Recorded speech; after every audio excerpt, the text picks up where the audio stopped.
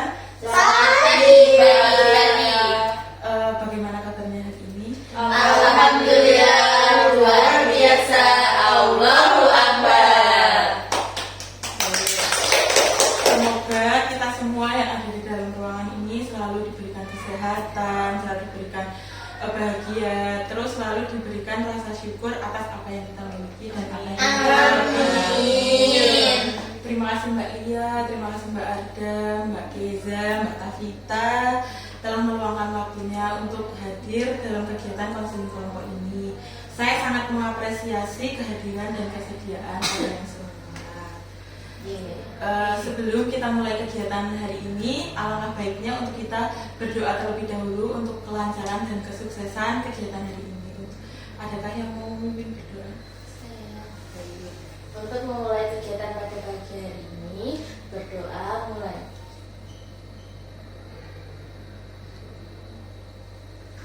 Doa selesai. Baik, terima kasih Mbak Keza sudah memimpin berdoa pada kegiatan kita hari ini. Oke teman-teman, ada yang sudah tahu kita hari ini mau melakukan apa? Sudah. Apa itu? Konseling kelompok. Oke, baik, benar sekali. Bahwa hari ini kita akan melakukan konseling kelompok. Ada yang sudah tahu konseling kelompok itu apa? Siapa yang ingin? Oke, Mbak Tavita, apa itu konseling kelompok? Kita tuh kayak gini loh, membicarakan suatu permasalahan dalam kelompok. Kelompok kan lebih dari 2 orang, dan di sini lebih dari 2 orang karena ada Mbak Dea, ada Mbak Lia, Mbak Ada sama Mbak Gizi. Kamu nggak ikut? Aku. Jadi benar sekali ya apa yang dibicarakan Mbak Tavita, bahwa konseling kelompok itu adalah kegiatan yang kita lakukan secara berkelompok untuk mengentaskan masalah dan untuk membicarakan apa saja yang ada di dalam diri kita sendiri-sendiri. Terus tujuan dari konseling kelompok ini ya tadi itu untuk mengentaskan masalah, untuk mengembangkan sosialisasi antar teman seperti itu. Nah, teman-teman ini kan juga kalian habis ini mau UAS ya minggu depan kan? Bismillah, semoga kita semua lancar ya teman-teman. Nah, teman-teman, hari Senin kan kita sudah UAS. Dari teman-teman sendiri ada yang merasa kayak aku bisa nggak sih ya pas UAS kemarin besok, terus kalau sekarang itu aku belum belajar, aku bisa nggak ya? Seperti itu, kalian ada nggak pikiran-pikiran seperti itu? Ada Mbak, malah ada banget. Jadi lebih ke kalian belum menerima atau belum mempercayai diri kalian sendiri bahwa kalian tuh bisa gitu kan? Iya, betul. Jadi apakah kalian sering seperti itu? Sering. Seperti apa? Coba bisa diceritakan hal-hal apa saja yang kayak kalian belum bisa menerima diri kalian sendiri, termasuk kayak kalau besok Senin UAS, hari ini aku belum ngapa-ngapain, besok bisa nggak ya? Seperti ada nggak? Ada. Iya apa? Ya kayak yang tadi, kayak semisal besok UAS, terus saya belum mempersiapkan apa-apa, jadi saya belum bisa menerima kalau besok itu UAS gitu. Jadi masih kayak takut gitu ya Mbak? Iya, betul. Saya mungkin. Oke. Ini kan besok udah UAS banget ya. Kita tuh sekarang minggu ini tuh nggak belajar, malah disibukkan dengan tugas-tugas itu Mbak Dia. Jadi itu kayak kok UASnya tuh minggu depan, bisa nggak sih dimundur aja, pengennya itu mundurin gitu loh, biar belajar dulu karena emang belum belajar sama sekali. Iya. Ya jadi emang ya, apalagi kalau lagi mau UAS gitu kan pasti malah ada yang dosen malah UASnya berbentuk proyek, berbentuk ini kan kita juga harus menyelesaikannya tuh sebelum UAS gitu kan, karena mungkin proyeknya itu dikumpulin pas waktu UASnya, jadi kita memerlukan waktu banyak untuk menjalankan pikiran itu. Ya kan, relate banget ya sama kita. Iya. Nah dari itu bahwa konseling kelompok kita ini akan sedikit membahas tentang pemahaman diri. Jadi ada yang tahu pemahaman diri itu apa? Oke, jadi pemahaman diri itu adalah kayak kita sendiri itu menerima dengan apa adanya diri kita, menerima kelebihan kekurangan diri kita tanpa merasa bahwa diri kita itu kurang, bahwa diri kita itu tidak bisa, itu merupakan penerimaan diri. Jadi tujuan dari konseling kelompok membahas penerimaan diri itu adalah harapannya agar teman-teman bisa lebih menerima diri kalian sendiri dan bisa melihat bahwa kalian itu sudah menerima diri kalian sendiri atau belum. Seperti itu. Nah, sebelum melanjutkan kegiatan ini, kita sepakati terlebih dahulu bahwa kegiatan ini kalian harus sukarela, harus terbuka, harus memiliki kesopan santun, saling menghargai, seperti itu, dan bahwa kegiatan ini itu bersifat rahasia. Jadi kalian tidak boleh membawa apa yang kita bahas dari kegiatan hari ini ke dalam luar forum ini, karena ini bersifat sangat rahasia. Seperti itu. Jadi kalian tidak usah takut untuk mengutarakan apa yang kalian pikirkan, apa yang kalian rasakan, karena ini sudah bersifat rahasia. Seperti itu, teman-teman. Jadi saya juga akan berkomitmen pada kalian untuk cara berpendapat, karena jika semua ingin berpendapat, misal Mbak Lia, Mbak Tavita berpendapat sama, nanti kan jadi bingung kita. Jadi komitmennya kita ketika ingin berpendapat, alangkah baiknya untuk mengacungkan itu agar jelas, agar tahu jika Mbak Ada mau berpendapat, jadi Mbak Ada mau mengatakan seperti itu, dia akan sepakati. Terus apakah teman-teman di sini sudah siap fisik? Sudah siap, insya Allah. Sudah siap lahir batin ya teman-teman? Sudah. Oke, baik, terima kasih. Jika ada yang belum siap atau apa, silakan disampaikan terlebih dahulu. Siap. Oke. Sebelum melanjutkan kegiatan ini, kita sebaiknya, saya tahu kalian sudah akrab, tapi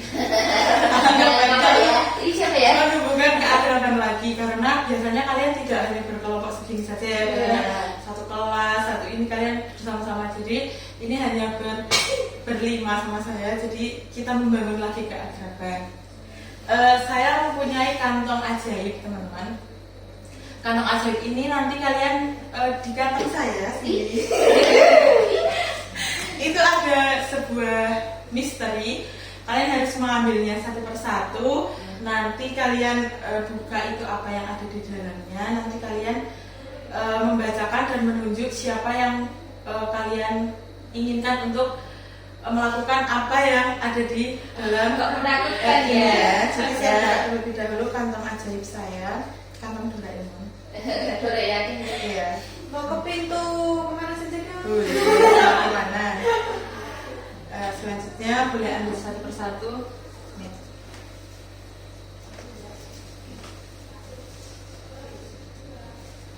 Oke, boleh. Jadi sudah pada buka ya. Oke, apa? Jadi siapa yang akan membacakan terlebih dahulu apa yang ada di sini dan menunjuk siapa yang akan menjawab? Mbak Keza boleh membacakan dan menunjuk siapa yang menjawab pertanyaan yang ada di Mbak Keza.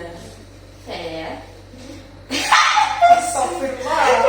Kalau kita semua jadi karakter di film horor, siapa yang menurutmu bakal bertahan paling lama dan kenapa? Saya sendiri. Oh, Mbak Keza mau menunjuk diri sendiri? Iya, makanya. Soalnya iya. soalnya pas itu kan di pengalaman saya. Itu pas di Malang itu masa guna horor. Rumah itu kan. Terus yang lain tuh sosokan masuk, tapi saya nggak berani. Di sana saya tuh yang paling takut kan sebenarnya, tapi saya paling duluan di depan baju. Oh iya, di depannya aku belakang sendiri. Aku kayak gini. Aku di belakangnya. Iya, aku seharusnya di belakang sendiri. Kalian di aku. Nanti Mbak Keza di paling depan. Ya, kalau mau nunjuk orang ya, saya nunjuk ini paling Mbak Tavita. Korban belakang ya. Seperti itu. Jadi Iya. sudah. Sudah. Coba lagi yang mau membacakan. Saya, Boleh. kalau kita membentuk sebuah tim superhero, apa nama tim kita dan apa kekuatan unikmu? Saya akan menunjukkan Mbak, Iya. menunjuk Arda, Mbak Arda. Superhero. Tim superhero-nya apa nama timnya? Timnya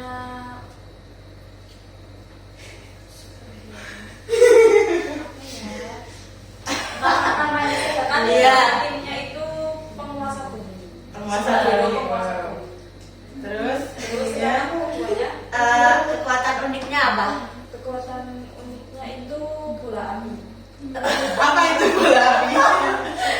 Ya itu kan Power Rangers. Iya. Kalau bola api penjaga buminya itu salah untuk melemparkan itu bola Bola api. api. Oh, dia iya. mau kekuatannya bola api. Iya, oke. Selanjutnya Saya. Oh, boleh. Kalau kamu bisa menghidupkan satu barang di rumahmu agar bisa bicara, apa yang akan kamu pilih dan apa yang ingin kamu tanyakan kepadanya? Tadi saya nunjuk. Iya, siapa? Mbak Tavita.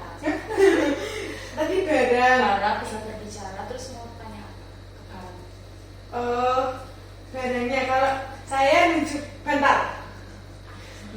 Karena saya mau tanya bantal kamu bantal kamu ini enggak ngerasain apa yang aku pusing. Soalnya aku ketika bobo sama kamu tuh aku baru ngerasain pusing. Apa kamu juga merasakan sama pusingnya kayak aku kayak gitu. Tapi kalau bisa menjawab kamu takut ya, Mbak. Ya itu saya kabur.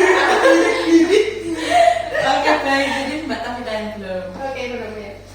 Kalau kamu bisa jadi karakter kartun selama 1 hari, siapa yang akan kamu pilih dan apa yang akan kamu lakukan? Penunjuk Mbak Nia. Kalau Mbak Lia mau menjadi karakter Kartun ya? Iya. Doraemon. Wow, kenapa itu? Karena Doraemon punya kantong ajaib. Jadi bisa kemana-mana ya? Iya, terus bisa menyelesaikan tugasku dengan cepat kan, Iya, Mbak? bisa Karena menggunakan aku bisa, alat. karena aku bisa memilih di kantong itu kantong ajaib, selesaikan tugas. Kalau Andai Anda saja ada ya, Mbak. Iya. Kita semua pengen. Iya, betul. Andai saja aku Nobita. Karena kita jadi sering pintar. Iya, betul. Iya, Pasti nanti teman-teman banyak yang bertanya ke Tapi nanti dibully dong. ah ya enggak, aku enggak Nobita yang lemah, aku Nobita yang kuat. Baik, jadi dari permainan ini bahwa teman-teman tuh ternyata sudah saling akrab dan ini menambah keakraban dari teman-teman semua. Oke, bagus dari kegiatan ini. Sebelum kita melanjutkannya lagi, saya ingin teman-teman mengucapkan ikrar konseling kelompok. Jadi teman-teman bisa mengikutkan saya. Saya akan mengatakannya terlebih dahulu dan teman-teman bisa mengikutkannya ya. Saya berjanji Saya berjanji untuk saling mendukung, untuk saling mendukung, mendengarkan, dan mendengarkan, menjaga kerahasiaan selama sesi konseling ini. dan menjaga kerahasiaan selama sesi konseling ini. Baik, jadi teman-teman Baik. Tidak usah ya. Jadi di sini teman-teman sudah menyatakan ikrar konseling kelompok. Jadi harapannya teman-teman bisa saling mendukung, mendengarkan, berbagi pengalaman teman-teman dan juga menjaga kerahasiaan sesi ini tidak boleh dibawa keluar-keluar ya teman-teman tanpa seizin dari kita ini gitu. Baik, tadi kan kita sudah membahas sedikit tentang pemahaman diri ya teman-teman. Jadi di sini saya akan melakukan identifikasi persepsi dan perasaan teman-teman ketika sedang merasakan tidak menerima diri.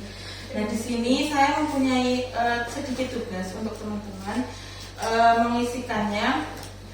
Tidak perlu terburu-buru. Saya harap teman-teman mengisikannya dengan jujur, dengan sukarela dan apa adanya yang teman-teman rasakan sehingga dapat mengidentifikasi teman-teman. Ya. Seperti itu. Ini Mbak, kerjanya boleh di bawah. boleh mau di luar juga boleh. Oh iya, ya, Ya teman-teman. Ini untuk yang mau meminjam pulsa boleh. Sepertinya kayak kenal. Tidak usah terburu-buru gitu teman-teman. Kalau ada yang mau ditanyakan bisa ditanyakan. Iya. Sahabat. Boleh.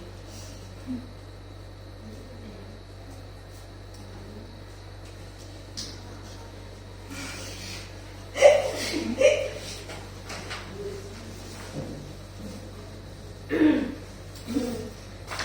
saya itu orangnya kalau memahami lama sih. Iya, tidak satu Ini kelas ini. Kelas. Apa ini? Kelas sekuen gacor.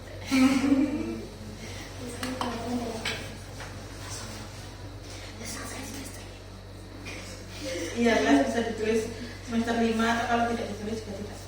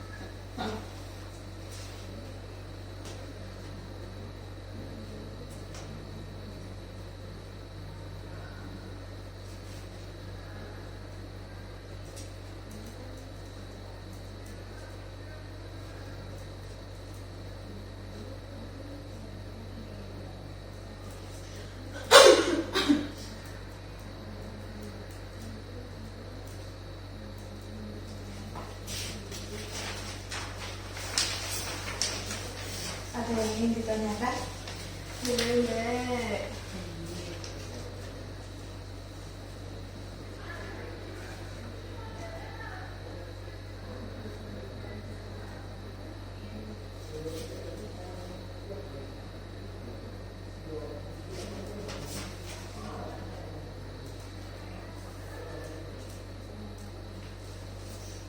Kalau enggak, Juga bagaimana pengalaman pikiran dan perasaan tersebut mempengaruhi aktivitas Anda sehari-hari.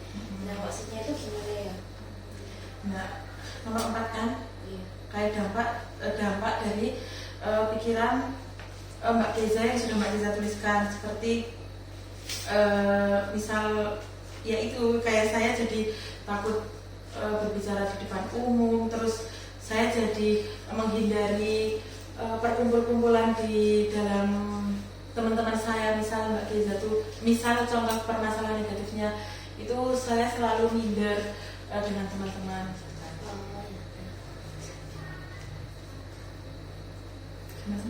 Oh, enggak. Bukan ditulis atau terjadi. Oh iya.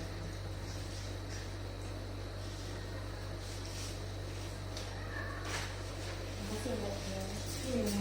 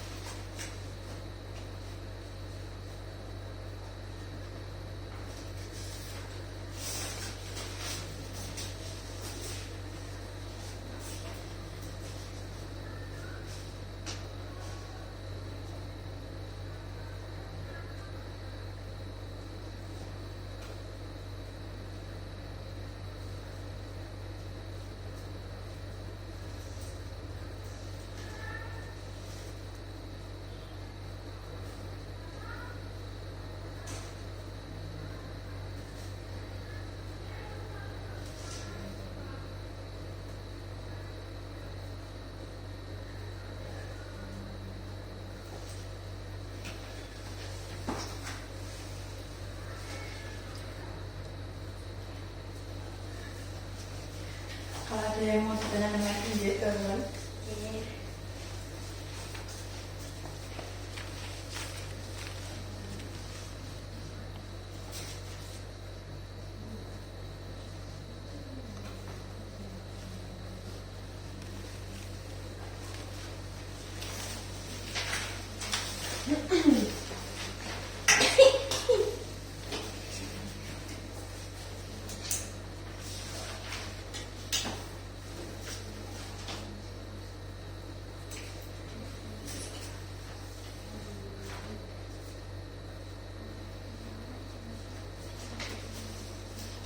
Sudah Mbak ya? Sudah, Mbak.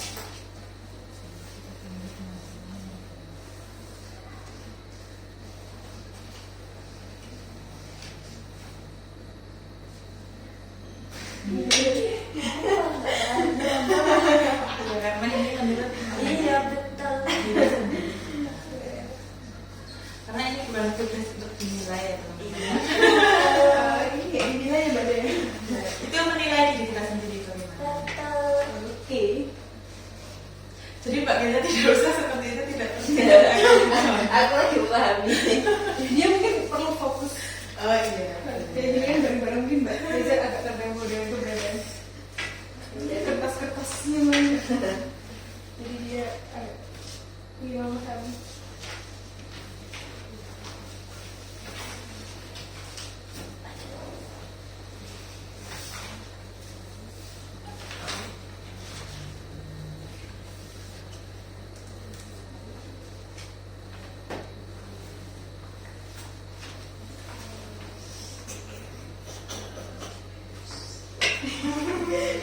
Dosa kerja.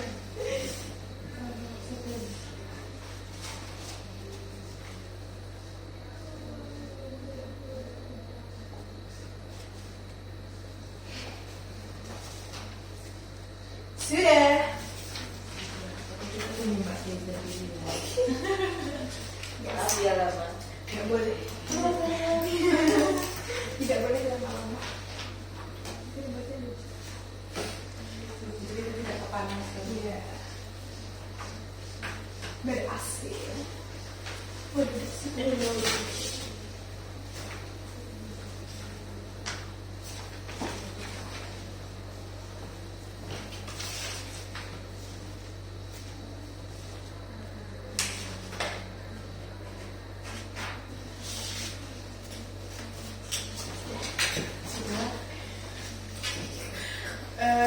semua ya teman-teman, ada yang belum? Sudah kan? Oke, terima kasih teman-teman sudah mau menjawab lembar kerjanya. Sekarang siapa yang ingin menceritakan dan membagikan jawaban di lembar kerjanya terlebih dahulu? Saya silahkan kita lagi. Sini pengalaman yang membuat saya merasa tidak menerima diri saya itu, saya merasa tidak percaya diri mbak ketika harus berbicara di depan umum. Karena saya tuh kayak ketika saya nanti berbicara di depan umum kan fisik saya itu kecil ya mbak ya. Saya takut kalau ternyata tuh orang-orang ngomongin saya kok dia pendek ya, kan udah kuliah apalagi semester 5 ya, walaupun dia saya tuh pendek ya, tapi kan saya tuh takut juga mbak kalau harus ngomong di depan umum. Saya takutnya nanti malah dikira masih SD atau SMP karena saya pendek, makanya saya takut dengan omongan orang lain ketika saya harus tampil di depan umum itu. Boleh dilanjut? Oke, terus pikiran-pikiran negatif apa yang muncul? Saya tuh itu mbak, pikirannya tuh ketika nanti aku maju nanti orang kok dia pendek ya, saya suka takut gitu loh mbak.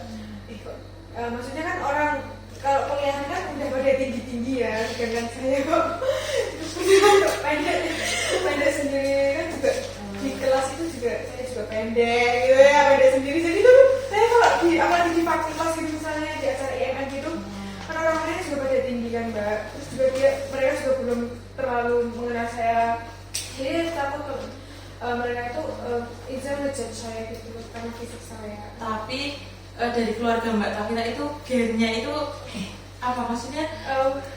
Pendek atau Iya. tinggi ya? Kalau kakek nenek saya itu tinggi-tinggi kebetulan.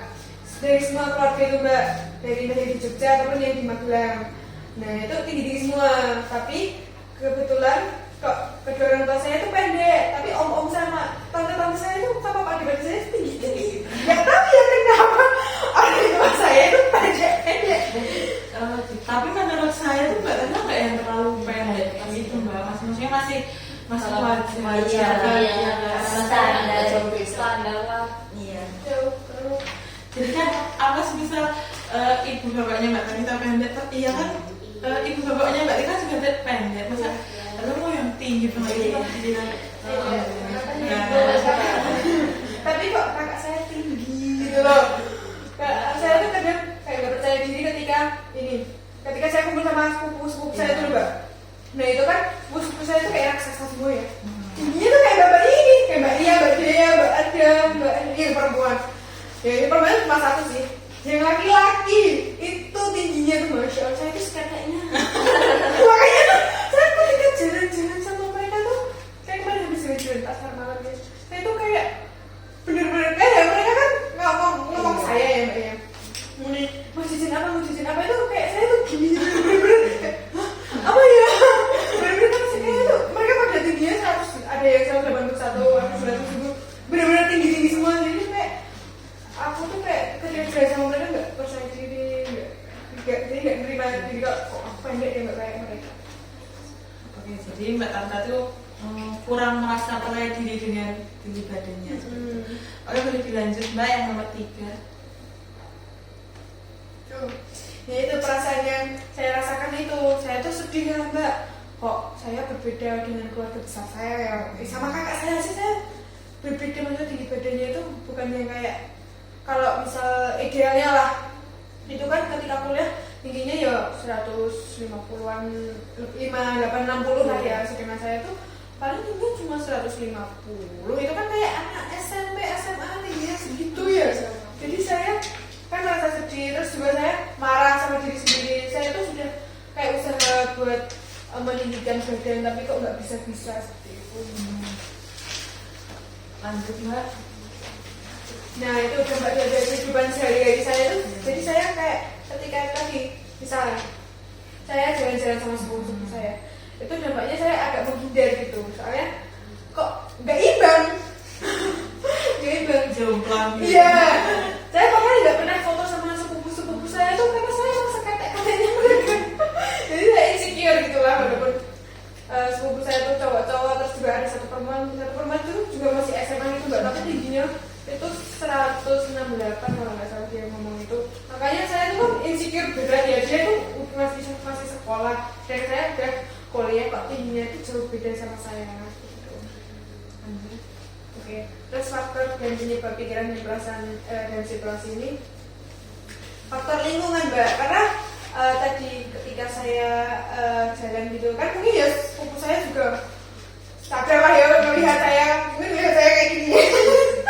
Jadi dia juga pernah ngomong kayak gini, lah kok bisa kata lu gitu kan ya, saya tuh juga sakit hati tuh mbak, ya walaupun saya tahu sekatanya mereka tapi gak bisa ngomong kayak gitu. Seperti itu. Jadi Mbak Tanta itu kurang menerima diri Mbak Sofira karena belum tinggi ya Mbak. Gitu. Jadi karena faktor lingkungan juga, karena sekelilingnya Mbak Tanta itu sepupu-sepupunya, teman-temannya itu tinggi-tinggi. Jadi Mbak Tanta merasa bahwa diri Mbak Tanta itu kok imut ya dibanding yang lain seperti itu ya. Jadi Mbak Tanta kurang memiliki percaya diri atas tinggi badannya. Selanjutnya ada yang terima kasih Mbak Tanta sudah menyampaikan dan bercerita kepada kita. Ada lagi yang ingin menyampaikan? Saya Mbak. yang pertama yaitu pengalaman yang membuat Anda merasa tidak menerima diri sendiri. Sama seperti Mbak Tafika, saya di sini menuliskan saya merasa tidak percaya diri gitu. Karena saya itu kalau berbicara di depan umum itu kayak takut gitu loh Mbak, kayak mungkin nanti takut omongan saya kurang pas didengar orang lain, atau saya misalkan grogi juga gitu loh Mbak, kalau ada yang suara berisik dari teman yang kayak gimana gitu, nanti saya jadi kayak maka yang aku bicara ini salah atau gitu lah. Terus yang kedua yaitu pikiran-pikiran negatif yang muncul, yaitu saya merasa takut omongan saya salah, takut tidak sesuai dengan yang harus dibicarakan gitu. Terus orang lain mungkin menertawakan saya atau bagaimana gitu. Yang selanjutnya yang ketiga yaitu perasaan yang saya rasakan itu saya sedih Mbak, karena yaitu kenapa saya nggak percaya diri aja sih, kenapa nggak mantep aja gitu, tapi kok ya saya tuh sedih kalau saya nggak percaya diri, tapi saya masih tidak percaya diri gitu ya. Terus yang keempat itu dampak pada kehidupan sehari-hari. Nah, saya jadi tidak percaya diri berbicara depan umum. Terus yang terakhir yaitu faktor dan penyebab pikiran dan perasaan dalam situasi masalah. Kalau saya mungkin penyebab internal gitu Mbak, kayak kurangnya penghargaan diri sendiri, sehingga saya itu tidak yakin, tidak mantap bahwa saya itu berbicara di depan itu bisa. Jadi Mbak Arda itu kurang percaya diri kalau sering ngomong di depan banyak orang gitu. Jadi Mbak Arda sering merasa bahwa Mbak Arda tuh salah nggak ya ngomongin ini gitu, terus diomongin dari belakang sama orang-orang itu nggak sih gitu kan Mbak. Terus dampaknya juga Mbak Arda tuh sebenarnya mungkin Mbak Arda tuh bisa, tapi Mbak Arda jadi ya itu karena belum penghargaan diri Mbak Arda sendiri, jadi Mbak Arda sering istilahnya menyepelekan kalau Mbak Arda itu belum bisa gitu. Oke baik Mbak Arda, terima kasih. Selanjutnya Saya Mbak tuliskan pengalaman dalam kehidupan sehari-hari yang membuat Anda merasa kurang percaya diri atau tidak puas dengan diri sendiri. Nah ini pengalamannya saya itu sama kayak Mbak Arda Mbak. Saya kurang puas dengan diri saya karena saya tidak bisa berbicara di depan umum itu dengan baik, misal ketika presentasi di depan kelas. Terus pikiran-pikiran negatif yang muncul terkait pengalaman tersebut, saya itu akan berpikiran teman-teman pasti tidak bisa paham terkait informasi yang saya berikan, terkait pembicaraan saya begitu Mbak. Terus perasaan yang muncul akibat pikiran-pikiran tersebut, saya pastinya merasa kecewa dengan diri saya sendiri, saya merasa sedih dan saya merasa tidak percaya diri lagi karena saya takut nanti kalau ketika saya berbicara lagi di depan umum, saya tidak bisa menyampaikan informasi itu dengan baik. Selanjutnya dampaknya bagi kehidupan sehari-hari saya itu, saya merasa minder ketika akan melakukan pembicaraan di depan umum, Mbak. Saya juga merasa cemas ketika teman itu tidak paham mengenai pembicaraan saya. Jadi saya akan takut duluan gitu loh, Mbak. Terus faktor dan penyebab yang mempengaruhi pikiran serta perasaan saya itu karena faktor lingkungan, Mbak.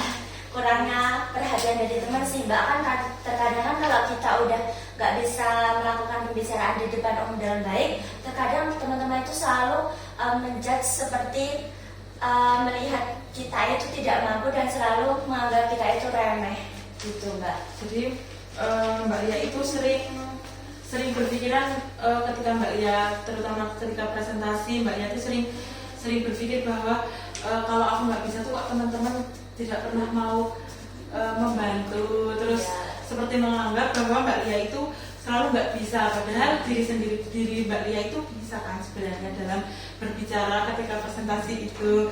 Terus yaitu faktor penyebab dari Mbak Lia itu tadi juga dukungan dari teman itu termasuk salah satu faktor. Karena teman-teman, jadi dukungan dari teman-teman itu juga salah satu dorongan kita untuk bisa melakukan lebih percaya diri, bisa semangat untuk melakukan apapun itu, salah satunya dari dorongan dari kita semua. Iya, betul. Saling mendukung. Itu. Terima kasih Mbak Lia. Selanjutnya yang terakhir Mbak Liza, boleh diceritakan kepada kita. Ini pengalaman dalam kehidupan sehari-hari yang membuat Anda merasa takut, percaya diri, dan tidak puas dengan diri sendiri. Nah, saya itu merasa tidak percaya diri ketika saya mengutarakan pendapat saya di depan umum atau yang di lainnya gitu, Mas. Karena itu saya takut melakukan suatu kesalahan, kayak pendapat saya itu berbeda dari orang lain gitu, Mbak. Jadi saya takut. Yang kedua, apa saja pikiran-pikiran negatif yang muncul terkait dengan pengalaman tersebut. Nah, sesuai contohnya saya itu merasa bodoh gitu, Mbak. Karena pendapat saya itu beda dari yang lain. Kemudian saya mikir kalau pendapat saya beda dari orang lain, saya itu pasti ditertawain gitu, Mbak. Mungkin yang ketiga, tulis perasaan yang muncul akibat dari pikiran-pikiran tersebut. Itu saya itu merasa kecewa terhadap diri saya sendiri. Kenapa saya itu kayak merasa bodoh gitu. Terus saya kenapa nggak mengungkapin isi dari pikiran saya sendiri gitu, Mbak. Jadi saya merasa kecewa terhadap diri saya sendiri. Nah, selanjutnya, bagaimana pengalaman pikiran dan perasaan tersebut dapat mempengaruhi aktivitas Anda sehari-hari. Kayak saya itu jadi takut buat mengungkapin apa yang ada di dalam isi kepala saya terhadap orang lain gitu, Mbak. Kayak takut dijudge gitu. Terus yang terakhir, identifikasi faktor-faktor dan penyebab yang mempengaruhi pikiran serta perasaan Anda dalam situasi yang membuat Anda merasa tertekan.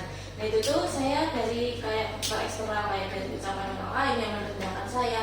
Kok kamu pendapat kamu kayak gini, padahal aslinya kayak gini, gitu loh, Mbak. Jadi saya takut buat mengungkapin lagi gitu. Jadi Mbak Keza itu lebih belum menerima diri itu dengan kayak Mbak Keza takut untuk mengutarakan pendapat, karena Mbak Keza tuh takut pendapatnya salah, takut disalahin sama teman-teman karena tidak menerima pendapat Mbak Keza gitu ya. Jadi Mbak Keza selalu berpikiran bahwa Mbak Keza itu, maaf ya Mbak, jadi berpikir bahwa Mbak Keza itu masih belum bisa, jadi Mbak Keza sering kecewa pada diri Mbak Keza sendiri seperti itu.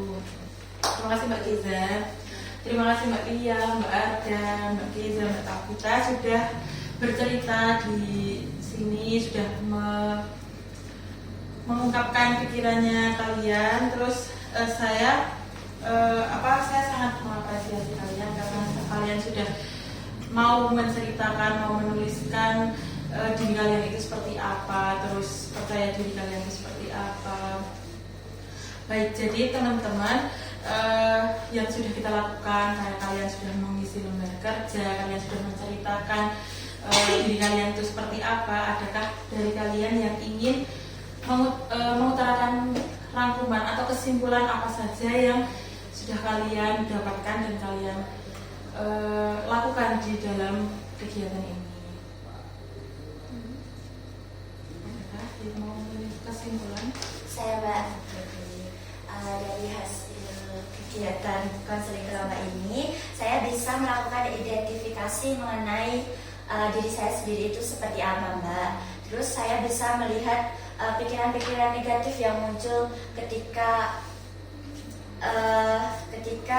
saya itu tidak bisa menerima diri saya itu dengan baik. Itu pikiran-pikiran negatif apa sih yang muncul gitu. Terus saya juga bisa melihat dampak dari perasaan atau pikiran negatif itu terhadap diri saya sendiri, sehingga saya bisa mengetahui faktor penyebabnya itu apa aja sih, begitu Mbak. Terima kasih Mbak Lia. Jadi benar sekali ya teman-teman, kita di sini sudah melakukan identifikasi terhadap perasaan dan pikiran negatif kalian. Kalian sudah tahu pikiran negatif apa sih yang ada di dalam diri kalian, terus faktornya itu apa, dampak dari pikiran negatif itu apa. Nah seperti itu. Baik teman-teman, karena ini kita sudah melakukan identifikasi dan sedikit membahas tentang diri kalian, maka sesi konseling hari ini itu kita cukupkan dulu. Maka dari itu, adakah dari teman-teman yang ingin menyampaikan kesan dan pesan apa sih yang kalian dapat dari kegiatan ini itu apa? Saya. Boleh. Tadi tuh kesannya tuh seru ya Mbak Dea. Iya. Kita tuh mainnya tuh kantongnya Mbak Dea. Kantong ajaib. Ajaib. Seperti itu. Terus tadi tiba-tiba Mbak Dea juga pengen menjadi apa tadi? Doraemon. Jadi itu seru banget sih acara kegiatan ini. Kita jadi apa ya, relax, terus kita ngungkapinnya juga karena tadi dibuat dengan kegiatan kita yang seru-seru itu, jadi kita ngungkapinnya sudah lebih fresh gitu loh. Misalnya kita jadi tahu apa sih yang sebenarnya terjadi di dalam diri kita, seperti itu. Baik, terima kasih Mbak Tafita sudah menyampaikan kesan dan pesan kegiatan kita hari ini. Jadi teman-teman, evaluasi pada kegiatan hari ini itu saya melihat bahwa teman-teman jadi bisa mengidentifikasi pikiran dan perasaan teman-teman, terus dampak dari pikiran dan perasaan negatif itu apa, dan teman-teman bisa melakukan identifikasi diri kalian sendiri. Jadi itu sangat termasuk sukses ya dari kegiatan ini, seperti itu. Jadi teman-teman, ini kan masih membahas tentang identifikasi saja. Jadi ada sesi selanjutnya. Mari kita membuat kesepakatan waktu kapan dan di mana kita akan melaksanakan sesi konseling selanjutnya. Adakah yang ingin berpendapat atau hari apa seperti itu? Mungkin bisa dilakukan Jumat depan Mbak. Oh baik, Jumat depan. Iya. Apakah semua bisa? Insya Allah bisa. Oke, untuk jamnya mungkin Seperti ini aja kan. Jam jadi setengah 10 biar masih fresh Iya, dan iya. belum dipenuhi dengan pikiran-pikiran yang lain gitu ya teman-teman. Oke, saya harap teman-teman tidak bosan ya ketemu saya besok minggu depan. Terima kasih teman-teman sudah aktif dalam kegiatan ini, sudah berkontribusi penuh dalam kegiatan ini. Sampai jumpa di sesi selanjutnya minggu depan Jumat jam seginian juga ya. Nah, karena tadi kita juga mengawali dengan berdoa, maka kita akan mengakhirinya juga dengan berdoa. Mari kita semua membaca alhamdulillah bersama-sama. Alhamdulillahirabbil alamin. Saya akhiri ya teman-teman, kurang lebihnya saya mohon maaf. Wassalamualaikum warahmatullahi wabarakatuh. Waalaikumsalam warahmatullahi wabarakatuh.